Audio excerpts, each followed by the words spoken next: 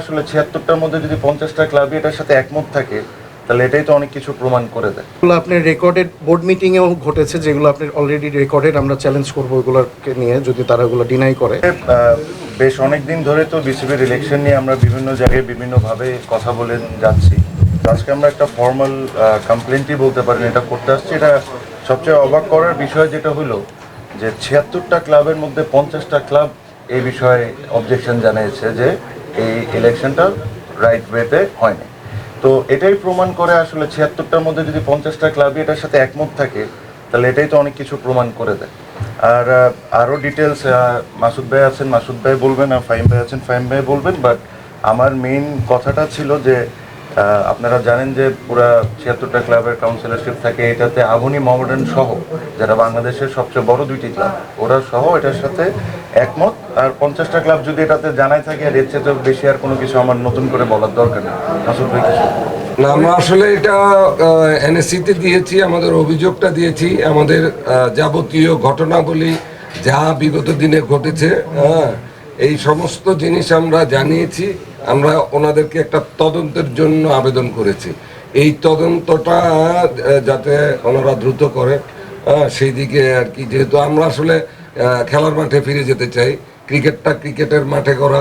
অনেক দিন যাবৎ আমরা আসলে ক্রিকেটের মাঠ থেকে দূরে, আমরা আসলে ক্রিকেটে ফিরে যেতে চাই। যেই কারণে আমরা চাই যে গণতান্ত্রিক প্রক্রিয়ায় এই জিনিসটা হোক। এবং এখন বহু বছর পরে আসলে আমরা আশা করি গণতন্ত্র ফিরে এসেছে এবং সেইভাবেই কাজটা হবে, সেটাই আমরা আশা করি।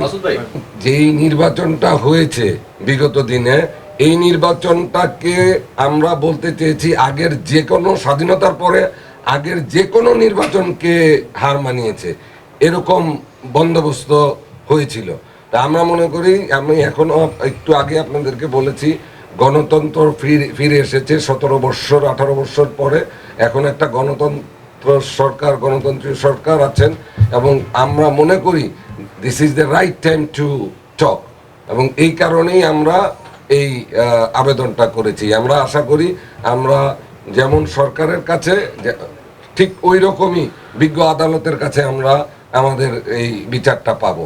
জি, আমরা আবেদন করেছি একটা ইন্ডিপেন্ডেন্ট আপনার ইনভেস্টিগেশন বডির জন্য, যেখানে আপনার এনএসসির একজন রিপ্রেজেন্টেটিভ থাকতে পারবে এবং ইনফরমেশনটা কীভাবে হবে এটা সরকার ডিসাইড করবে।